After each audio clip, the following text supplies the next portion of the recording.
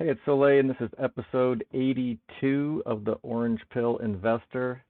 And today I want to answer the question, can you still be a Bitcoin maxi if you trade MicroStrategy? And that was kind of supposed to be my best imitation of Matthew Cratter's intro. But everybody knows that if you trade crypto, aka shitcoins, then you're basically the worst kind of degenerate. You are, just trying to get rich isn't the worst thing, but it's undermining Bitcoin. So you're participating, even if you get lucky and you make your money before it gets rug pulled, somebody else is getting rug pulled. So shitcoins are no bueno, and even if you're using the excuse like, hey, I'm just trading crypto to buy more Bitcoin, like, we know you're lying, bruh. Like, you're lying. Everybody knows. And but look, you can trade. Oh man, I might lose some maxis on this one. Some laser-eyed Bitcoiners have their laser eyes cast down in despair about what I'm about to say. But you can wear your gold digger flag with pride if you're trading MicroStrategy, and if anybody talks shit, you can just send them my way. You're not going to lose your Bitcoiner card, and it's basically like sugar-free cheesecake, except that instead of sending you to the bathroom because you're lactose intolerant, you poop digital gold. You know what I mean? That's the way I look at it. And so no, you're not cheating on Bitcoin with your MSTR, which I lovingly, instead of standing for MicroStrategy, I think it stands for Mistress Strategies, because it just feels so good and dirty to own MicroStrategy. I'm just sneaking around on Bitcoin at just a dive bar, and it just feels so bad and so good at the same time. But feel free, trade MicroStrategy, whore it up, and do it loud and proud. Don't even have to take the walk of shame in the morning. You can just buy all you want. And kind of the reason is that every time MicroStrategy pumps, I mean, they're just gonna get interest, near interest-free loans and buy more Bitcoin. So they'll probably pump your bags better than you're going to be able to pump your own bags. So just have at it. It's kind of a generational wealth type of thing. And some people are going to say, oh, but there's no second best, and do you have enough Bitcoin? You never have enough Bitcoin, blah, blah, blah. And sometimes I think about it, and I'm like, I kind of do. I kind of do have enough Bitcoin. And not everybody wants to have to bury 2 of 3 cold cards, 10 feet underground in a cement-proof case, and, just hire armed guards, and have your private jet tracked like Elon Musk. It's, I did the math the other day. I think if you divide the number of people in the world divided by the 21 million Bitcoin, it's like 0.002. So if you got more than 0.002, you got more than the average person can ever have in Bitcoin. And that number is just going to get smaller because the population, population might not keep increasing. But, some of that Bitcoin is just gone. So, Satoshi's 1 million is probably gone. A bunch of other people lost their keys. All kinds of people just lost Bitcoin here and there. So, and really, every time MicroStrategy buys Bitcoin, you might as well consider it lost. You might as well just assume that he lost his keys, because that shit is never coming back out of cold storage again. You might as well just figure, if MicroStrategy bought Bitcoin, it got lost in a boating accident. So that is never going to hit the exchange again. It's no longer liquid. It will never be traded. So there's there's uh there's no real reason to me to just be like, oh, I have to stack all this Bitcoin. I mean, that comes with, quite a bit of responsibility. And it's enough responsibility to just have a small amount of it and self-custody that. But, you know, I'm trying I'm trying to stack as much as I can, obviously. But then at the same time, it's like, it is a little bit of a convenience having some fiat custodied by other people.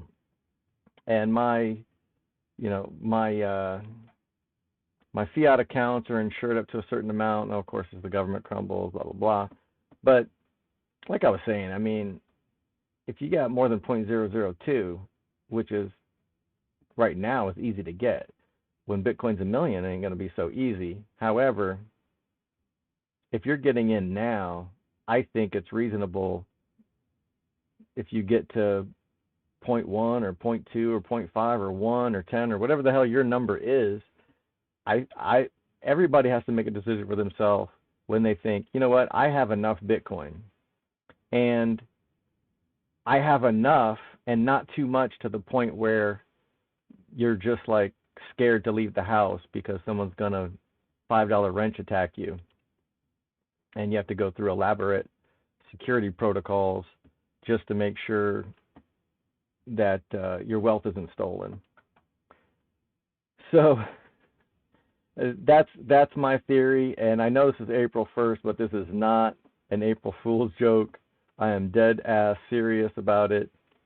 And so then the crypto degenerates are probably like steamed right now, and thinking, well, how come I can't do the same with crypto? I'm just doing the same thing. I'm gonna buy whatever kind of proof of stake horse shit that's being pumped lately, and then sell it for a profit and then buy Bitcoin with it. Well, there's really no reason to, because MicroStrategy is registered, with the SEC. They have to disclose their accounting. All of these crypto, this is just Wild West shit. And every proof of stake coin is automatically like decentralized Ponzi scheme red flag. That's just automatic. So then what about proof of work? I think Doge, and I can't remember if anybody else was proof of work, probably Ethereum Classic. I don't know if it still is. But even proof of work, even though I wouldn't consider proof of work crypto to necessarily be automatic scams, but they can be scammed. So I was listening to Safe Dean. I should have really looked up this other guy's name. I'll post the link to the video in the comments. But he basically said you can only have one proof of work network for each security. So SHA-256, you can only have one, and the dominant network is Bitcoin. You can't have another one. So all of these forks, I think it was Bitcoin Gold and any of these other forks that are like, oh yeah, we're going to use SHA-256 also, well, your network is smaller. That means that the dominant network, aka Bitcoin, they can just 51% attack your ass, and I believe those happened. So they had to put in all kinds of extra layers of security to work around being vulnerable. But Bitcoin is not vulnerable because it's the dominant network. And so I think Doge and maybe the other one were on a different, I don't think they use SHA-256, that's what he said. And so they may be relatively safe, in air quotes, because the SHA-256 miners can't 51% attack. But if you share that hashing protocol with another coin and they become bigger than you, well, now you're screwed. So proof of work, while I'm not going to say is an outright scam, it's still inferior to Bitcoin, and just freaking own Bitcoin. It's just not that hard. So yeah, fill your boots, trade your MicroStrategy, own it, profit, and I think that's all I wanted to say for now. Happy April Fool's Day. I always looking forward to Bitcoin Universities. He does one every year, but yeah, it did get a little old, all the April Fool's shit today. But this is not an April Fool's joke. I repeat, and it sure as hell isn't financial advice either. I guess I have to get that out there. I'm dead serious. I'm trading MicroStrategy. I'll put my trades in the comments as well. And yeah, can't wait to see what it does. My previous video talked about, what I thought of Punter Jeff and Raekwon's analysis of all the factors that could go into MicroStrategy pumping. And so if you haven't seen that, check that out. And definitely check out all the source videos. I mean, watch their shit. Don't watch mine. And if you haven't seen theirs, after you watch theirs, of course, watch mine.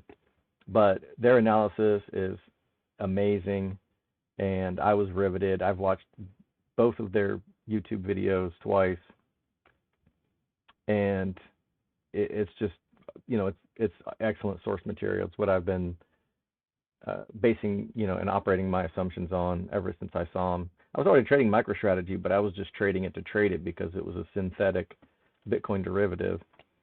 And now I'm trading it because it just has insane potential. So I'll leave it there. Be good, y'all.